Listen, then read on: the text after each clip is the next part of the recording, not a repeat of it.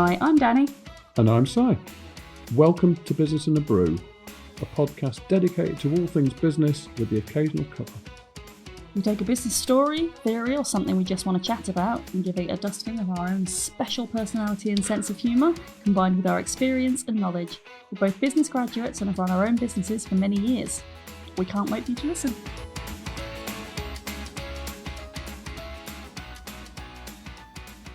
Morning. Hello. Hello. If you were drunk in a pub and needed to get home, how would you get home? This is probably a stupid question for you because you'd walk, but let's pretend you're not going to walk. It's raining. I have to look at the equation of the distance. Oh, for God's sake! How long is it going to take? Just say I'd to get an Uber. Yeah. So if I go to the Lincolnshire Poacher, it's a 10-minute walk. Yeah. Although if it's raining. Yeah. Can you just? I'm going to ask again. And all right, it's Uber, isn't it? Thank you. Thank you, that's very kind. So I want to talk about Uber, which the first time I ever heard about Uber was when I went to America for the first time. Mm-hmm. And they were much more prevalent there at the time. That was quite a few years ago. One of the ladies with us kept going, Uber, like it was some kind of weird sing-song word. It's not a sing-song word. Anyway, it was founded in 2009 in San Francisco. Okay. So it was originally called Uber Cab. And it started as a luxury black car service. So it was actually just a high-end service, but obviously it evolved into the global sort of transport brand. Uber meaning better, upper, over. Uber fast, Uber efficient, Uber cheap, Uber irritating. I don't know. And within a few years, and this is always impressive, Uber became a verb. Like, we're going to Uber it, which is exactly the same way like sellotape and Hoover. It's funny, I've never used it as a verb, but then again, that wouldn't surprise you. No, because you walk. You don't need to Uber. In the US, Uber now holds over 75% of the rideshare market. That is a chunky amount. That is incredible. Yeah. And in the UK, it launched in 2012, so obviously a few years later, and as of 2024 provided work to over 100,000 drivers and claims to have contributed £5 billion to the UK economy. Wow. That's 3 times more than the Greeting Card Association. But greeting card manufacturers. People get drunk and need taxis more often than they do send send birthday cards. So it has obviously financial impacts, and it's obviously everyone knows about the massive impact it had on traditional taxi drivers like the black cabs in the UK and the yellow cabs in America. Yeah, because it solved the whole problem of all the issues that you have with the standard taxi service. For a start, you never needed cash. You know, you didn't have to keep that tenner in your pocket at the end of the day. You knew exactly where your taxi was. You didn't have, you did wait, but you knew where it was going to be. You knew who you were getting in with. Yeah, safety. Yeah. Well, safety to a degree. Safety for the driver as well. Yes. In New York, the value of a taxi medallion, which is required to operate a yellow cab. They have those on the bonnet of the yellow cabs. They plummeted in value. So they were worth $1 million. And they went down to 200,000. Really? Yeah. They just lost value because people were using Ubers instead of using. That's incredible. And in London, the number of black cabs has dropped from 22,810, very specific. The latest stat I could find, which is 2024, is 16,847. So it's not massive, but it's still quite a drop. And you bear in mind, black cabs only operate in London. Well, no, we do have them in Nottingham and things, but it's not as prevalent. It's not a black cab service. Yeah, it's black cab is a shape of taxi. Yeah, rather than So thousands of career cab drivers in both countries, the UK and the US, faced financial ruin. Then there was a bit of a spate of suicides from taxi drivers who just lost their earnings overnight, debt pressures, loss of livelihood. Blimey! Wow. Yeah, in October 2018, the New York Times reported a 7th death in relation to this. I mean, Uber claim it's not in any way linked. What are you talking about? That's a consequence. Yeah. And that was 2018. They can't be blamed for it. Not as such, but someone had chosen a career. Another industry disruptor had come in and taken all of the business. Improving it? Potentially, yeah. There are several ways you can look at it. Isn't that that's what disruption does? It shakes up. It shakes up an industry. It shakes up a sector. It improves things. It takes all the bits out. But there must have been a certain hubris to the black and yellow cab industry that were like, well, we just have the cab industry. This is what we do. This is who we are. There is no other. No doubt. And that came in. They weren't ready for it. They had no way to change. It was quite an antiquated system. Yeah. And they just couldn't. But it was the technology. The technology that allowed that was GPS. Yes. That allowed everything to work. Which, in theory, a black cab could have used in exactly the same way had they brought out an app. Yeah. But they didn't have to think. No, they didn't because they thought that they had the market cornered and wouldn't need to. But also, black cabs were they were pretty much independent of each other, weren't they? Yeah, you had to buy a license to do it. Yeah. But you were an independent. But then so's an Uber, in theory. You are a self-employed driver. But using a system to bind them all together. Yeah. Yeah. But then black cabs, you could argue, use a license to bind them all together. It's not quite as pervasive, but it's... Yeah, but their entire operation was based upon the knowledge, wasn't it? So yes. Every black cab driver... Idea. It was incredible to know that. Yeah. The knowledge just being absolutely about a driver knowing exactly where to go, where to take you. When was the last time you got in a taxi and they didn't use a sat-nav? Or they even knew what road you were talking about. You used to get into the ones in London and you say a road and they'd be like, oh yeah, off so-and-so. Yeah. You get in a taxi now, they look at you completely blankly. Where's that? Yeah. Just put it in sat-nav, love. I haven't got time to explain to you. Well, they don't even do that. They already know. That's true, because you've already following the blue line on the screen. But that was, to me, that blew my mind to know that when I heard about the knowledge and how long it takes to acquire it. I know. I mean, if you've got an eidetic memory, I imagine it would be quite easy, but most people don't. Yeah. But that entire spatial awareness, that's it. But yeah, of course. So a new disruptor comes in where actually the knowledge is not required at all. That knowledge is just acquired from the platform they're using. Yeah. So. I doubt they'd even notice if they went somewhere twice because they're so busy looking at their sat nav on the road, they're not actually really paying attention to where they're going. Accidents.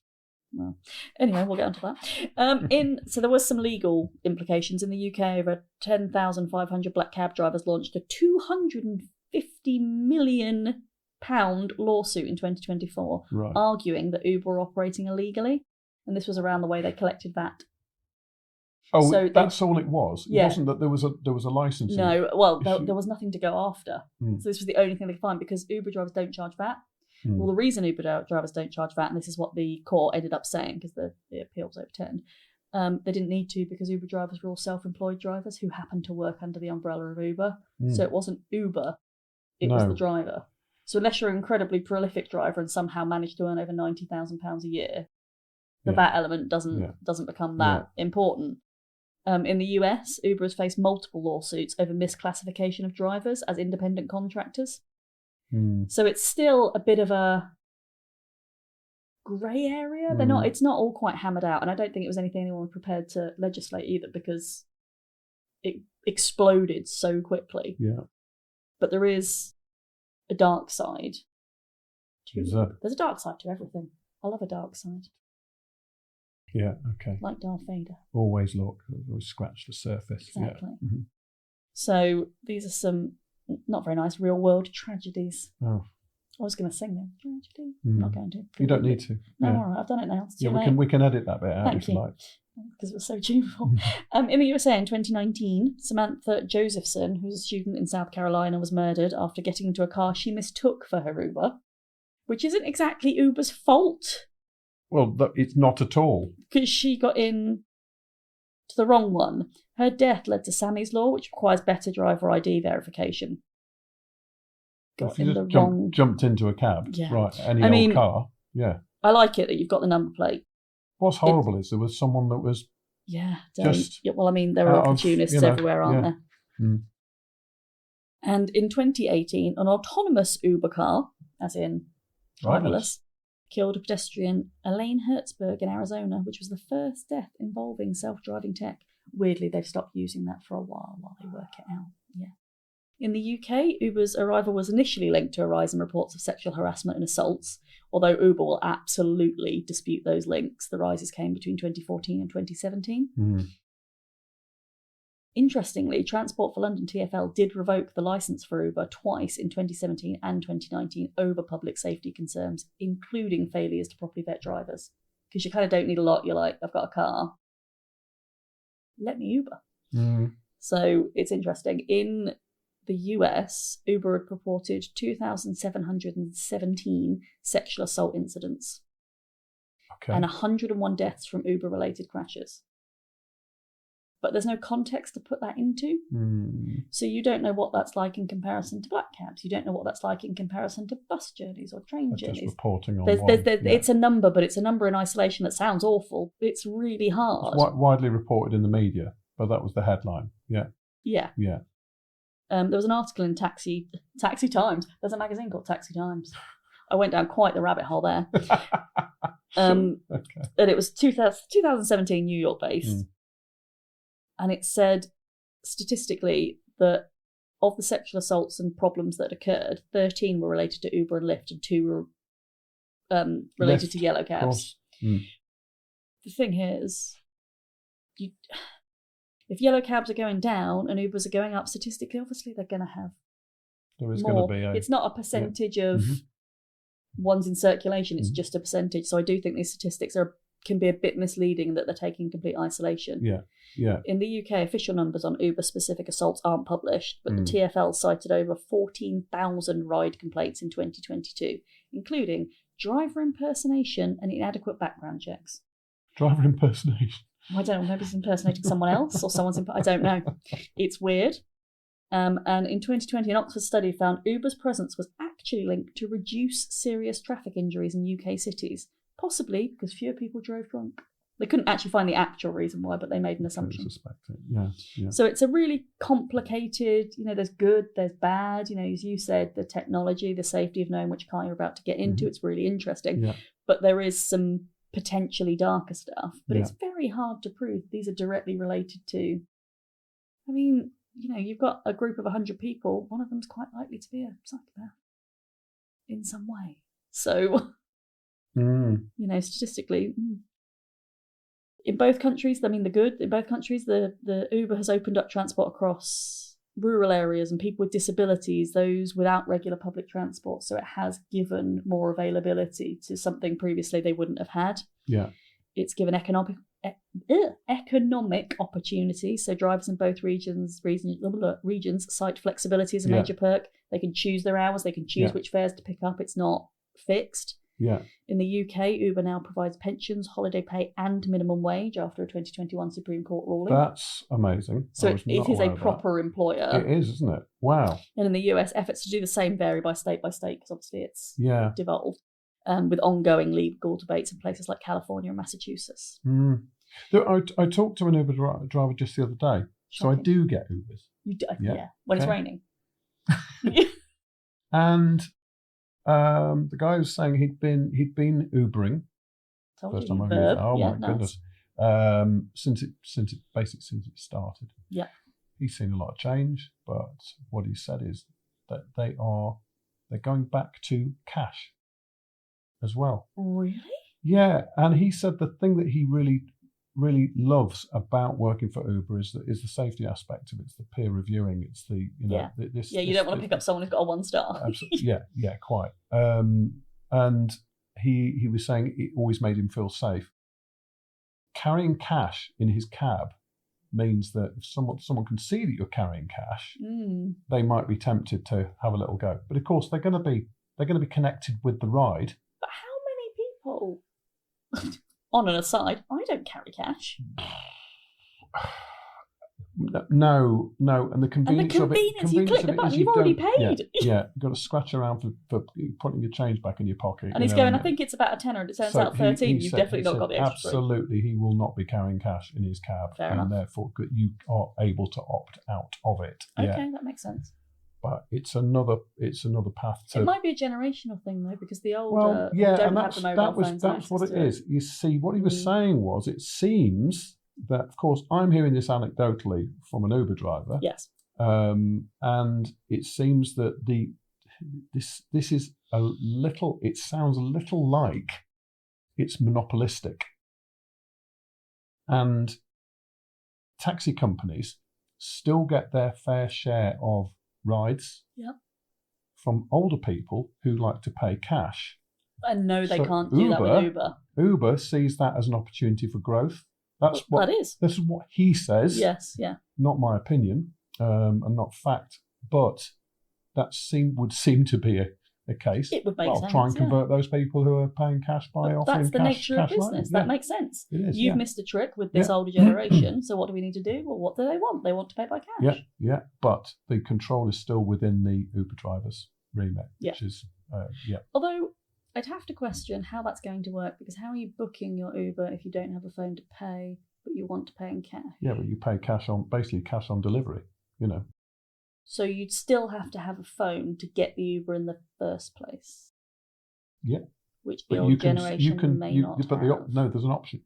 Pay cash. That generation may not have the app to get the Uber in the first place. Yeah, but they'll be given a price, and they'll pay the price when they get in the cab. I assume they'll pay the price when they get. Now, I didn't come prepared for this. I didn't know you were going to talk about this today. I was just thinking that through. What I do like, Uber aims to be fully electric in London by 2025 and worldwide by 2040, which I think is good because they really do a lot of charge. You're going to give me some kind of reason that's bad? No, all those batteries. We need to do an episode on battery production for electric cars. Especially after I asked yesterday if electric bikes needed charging the outside EV charge, and you were like, no. It's only one battery. And Uber at the moment are offering incentives for drivers to switch to EVs, though the uptake is still slower than hoped, particularly in the US. I think they've got a bad reputation, electric vehicles, and I think it's going to take them a while to get to that point. But I just think it's really interesting. I know some people think that Uber came in and just kind of bulldozed traditional transport industry, but they didn't. They're like any other innovator. They saw an opportunity to do something in a better way, a more efficient way, a safer way. Yeah, but they didn't do it in a bulldozer, an electric bulldozer. But they did. They disrupted. They heavily disrupted. And but that's not a negative thing. I think people see it as a negative. Well, no, but is a bulldozer a negative thing then? Depends what you're bulldozing. What? It's a kind of don't get that. All right, well, I'll take it back and I apologise for my metaphor. Jesus. But my point is, people see it as a negative. It's not. Uber have taken over from the traditional cabbies and all that kind of thing. There's certain people see it as negative. I mean, come on, how many people's lives have been enriched or have been improved because of having the access to Uber? I really don't. I'm not sure I'm going to use the word enriched, but yes, I do think improved. Yeah, I do think accessibility to everything, and And I think there is a dark side, but I think there's a dark side to every walk of life. Like we talked about before. It's more dangerous walking to the shop on foot than it is potentially taking an aeroplane. There is a downside to everything. There will always be a safety statistic. There will always be an anomaly or an exception to the rule. There will be. But I think overall, they did a very clever thing, and they are continuing to innovate, which they are. Or they are. de-innovate. If you're talking about I've noticed what is happening. What is happening is taxi firms are getting with it now. They are starting to use the technology. Because they're starting to use cash machines. They've realised. I mean, they're using GPS for navigation, but they're using their own apps as well. So I know of a couple, at least two local taxi firms where I live, who have converted to their own app and their own drivers all connected to that. And they will probably likely have a loyal core forever of people that I've always used Red Dragon in Wales, for example. They have their own app. But that is off the back of a proven technology. You imagine taxi firms 10, 15 years ago, before this came in, before this arrived, they would never have made the investment in unknown technology. This technology is now proven. Do you remember a Saturday night when you had to phone around 15 different cab firms to find a taxi firm that would actually pick you up because it was peak clubbing kick-out time and you couldn't get home? Yeah. I mean, the number of times that you'd end up walking, that's a bloody nightmare. Yeah, I know you'd have to ring. Where is he? He's around the corner. He assures me he's around the corner. He's around the corner, is he? Yeah. Yeah. Or you go and stand in the taxi rank in the peeing rain with 50 other people in that queue. It is a lot better system now.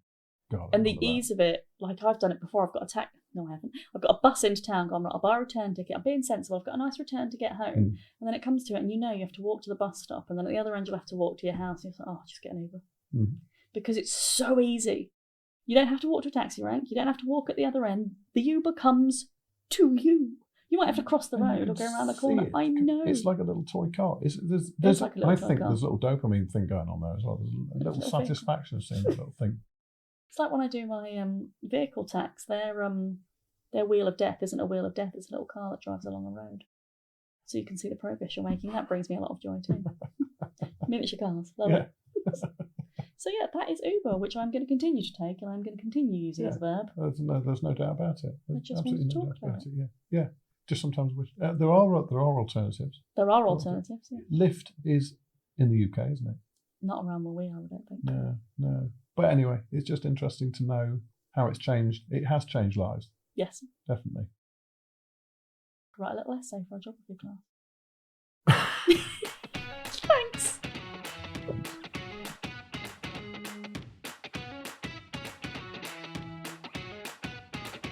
Thanks for supporting us by downloading and listening to this episode.